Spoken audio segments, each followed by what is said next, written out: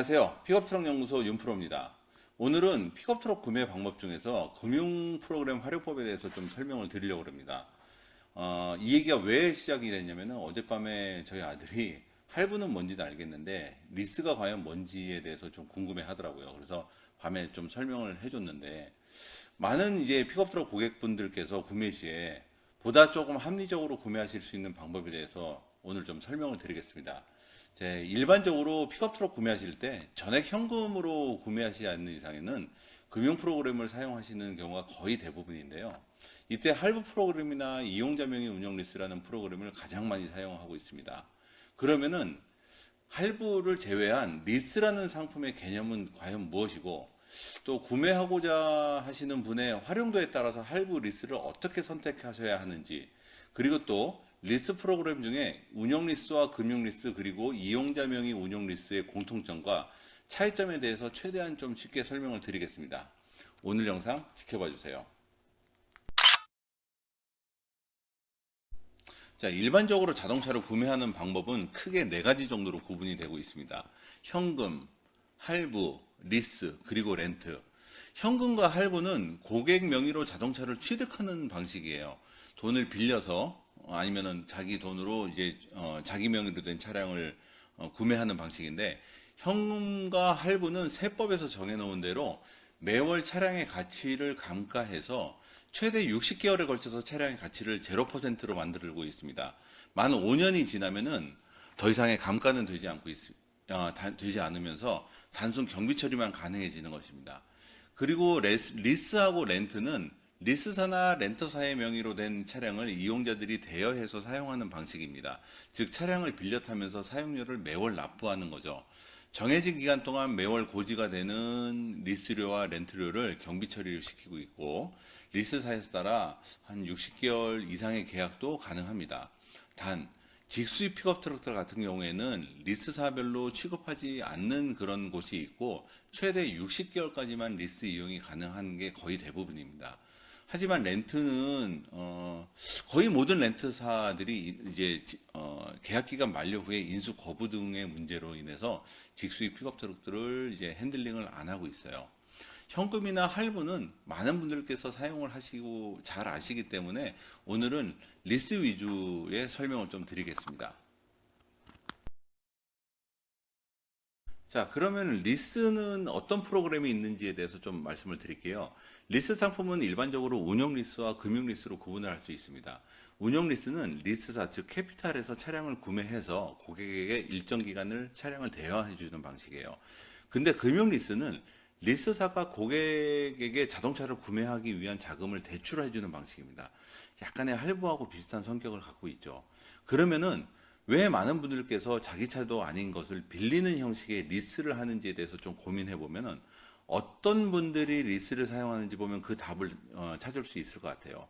예를 들어서 이제 보유 차량이 너무 많아서 더 이상의 뭐 개인이나 사업자 명의의 차량을 구매하면 안 되는 경우라든지, 아니면 차량의 명의를 리스사로 돌려놓음으로 해서 또 익명성이 발생을 하고 또 절세 효과를 보시려는 분들이 많이 사용을 하고 계십니다. 이런 장점은 결국 그 리스 이용 차량은 이용자의 자산으로 잡히지 않기 때문에 발생할 수 있는 일이에요. 자, 그러면 리스의 장단점은 뭐가 있는지 한번 보겠습니다. 많은 장점과 또 단점들이 있는데요. 일단은 초기 구입 비용을 최소화시킬 수가 있습니다. 회사의 신용도나 대표자분의 신용도에 따라서 무보증 조건도 가능하고 뭐 그렇게 흔하진 않지만 보증금, 선납금, 등록비용, 보험료, 그리고 자동차세까지 모든 비용을 리스 금액에 포함시킬 수가 있습니다. 그러다 보니까 이제 초기 구입 비용을 최소화해서 현금의 유동성을 좀 확보를 할 수가 있고, 자동차 구매 비용을 사업이나 주식 등에 투자를 해서 발생하는 이익 부분이 리스 진행 시 이자 부분보다 크다고 생각하시는 분들은 이용을 많이 하세요. 월 리스료 전액을 경비 처리로 돌리시는 분들이 이용하시면 좋고, 또한 자산으로 잡히지 않기 때문에 재산세 상승이나 이런 것들은 염려하지 않으셔도 됩니다. 단지 하나, 지역보험 가입자들은 현금이나 할부로 구매를 하셨을 경우에 건보료 상승에 어떤 영향을 미칠 수가 있는데, 이런 분들은 리스로 사용하시는 경우가 훨씬 더 유리하세요. 단지 리스는 부채로 잡히기 때문에 가끔 많은 분들이 리스는 부채로 잡히지 않는다라고 하시는 분들이 계시는데 리스 또한 부채로 잡힙니다. 리스도 부채로 잡히기 때문에 개인이나 사업자의 신용에 영향을 미칠 수가 있습니다. 그리고 두 번째로 추가 대출을 할 때 이것도 대출 한도에 잡히는 금액이 되기 때문에 그런 거에도 한도에도 영향을 분명히 줄 수가 있어요. 그래서 무조건 사업자라고 해서 리스를 사용하는 것은 그럴 필요는 없다라고 저는 생각을 합니다. 어떤 사업장에 가서 사업자이기 때문에 리스를 꼭 사용하셔야 됩니다라고 하시면은 믿고 걸으셔도 됩니다. 그러면 우리가 리스라고 알고 있는, 일반적으로 리스라고 알고 있는 운영 리스에 대해서 좀 장단점에 대해서 설명을 드릴게요. 운영 리스는 리스 기간이 만료되는 시점에 예상되는 차량 가치를 미리 설정해 놓기 때문에 만기 시에 잔존 가치의 비용을 지불을 하고 차량을 인수하시든지 아니면은 리스를 재연장을 하시든지 아니면은 보증금을 돌려받고 차량을 반납을 하실 수가 있습니다. 즉 차량 인수는 무조건적으로 필수 요소가 아니라 선택적으로 이용이 가능하세요. 대부분 만기 시점에 중고 차량의 가격이 잔존 가치보다 높기 때문에 인수를 받으신 후 다시 재판매를 하시면은 더욱더 큰 이익이 발생할 수 있어 많은 분들께서 이렇게 처리를 하고 계십니다. 간혹 다른 차량으로 기변을 하시려는 분들께서도 보증금을 받고 차량은 반납을 하고 그 보증금으로 다른 차량의 리스를 진행을 하실 수가 있고요.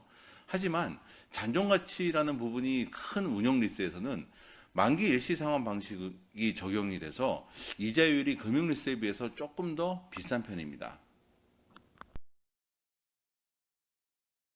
그러면은 금융리스의 장단점은 또 뭐가 있는지 한번 볼까요?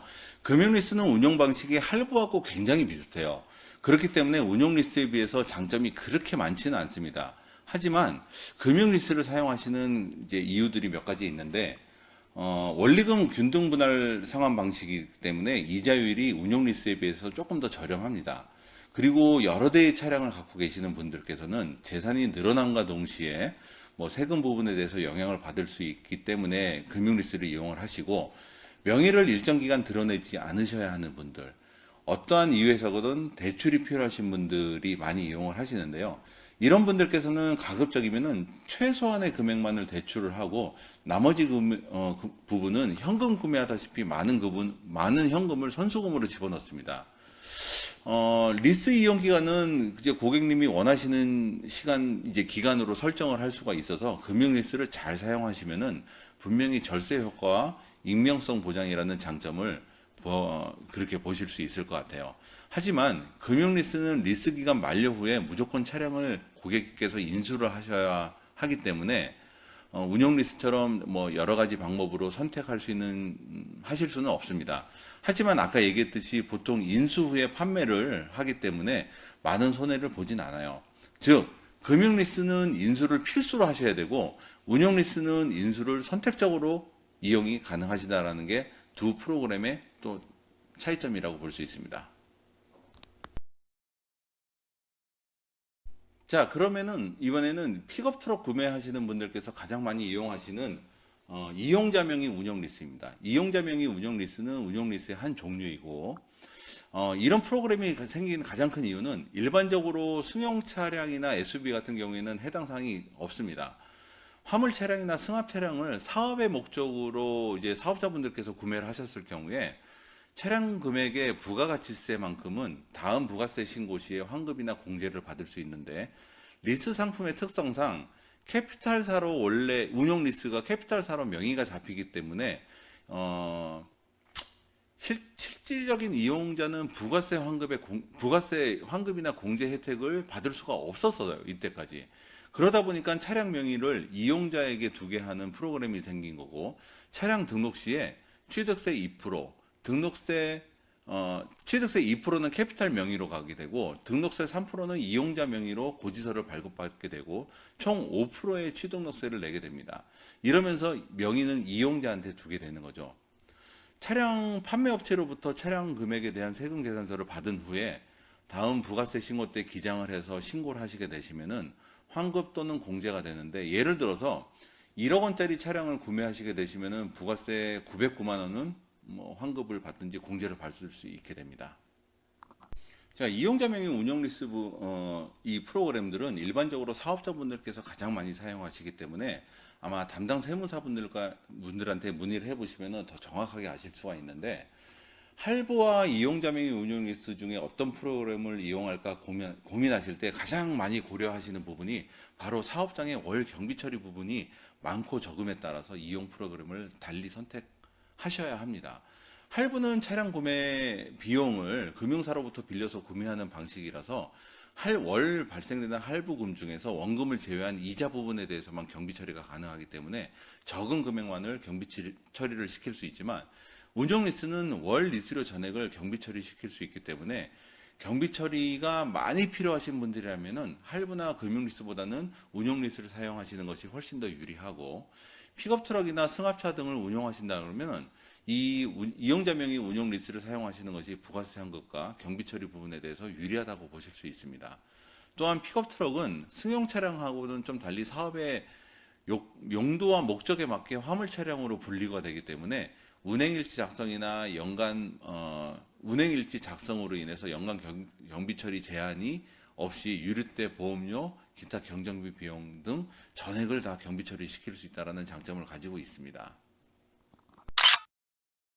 그래서 리스 프로그램은 현금 구매나 할부와 달리 보증금의 규모나 선납금의 규모, 그다음에 리스 이용 기간, 보증금을 많이 넣고 이율을 낮게 한다든지 아니면 월 리스료를 낮게 한다든지 그만큼 많은 경우의 수를 가지고 견적이 가능하기 때문에 무작정 낮은 리스료가 정답도 아니고 단가를 낮춰서 이율을 낮추는 것도 정답이 아닐 수 있습니다. 그래서 저희나 캐피탈 직원 그리고 세무사분들과 많은 상담을 거쳐서 개인이나 회사 니즈와 목적에 맞춰서 금융 프로그램을 선택하시는 것을 권해드립니다. 저희 JW 모터스 픽업 트럭 연구소에서는 고객님의 니즈와 목적에 맞춰서 상담을 좀 드리고 있습니다. 혹시 리스나 할부에 대해서 궁금한 점이 있으시면 언제든지 댓글 달아주시고 문의해 주시고, 또 위에 저희 블로그에 보시면은 리스 상품에 대한 자세한 설명이 있으니 참고해 주시면 되겠습니다. 지금까지 JW 모터스 픽업 트럭 연구소 윤프로였습니다. 감사합니다.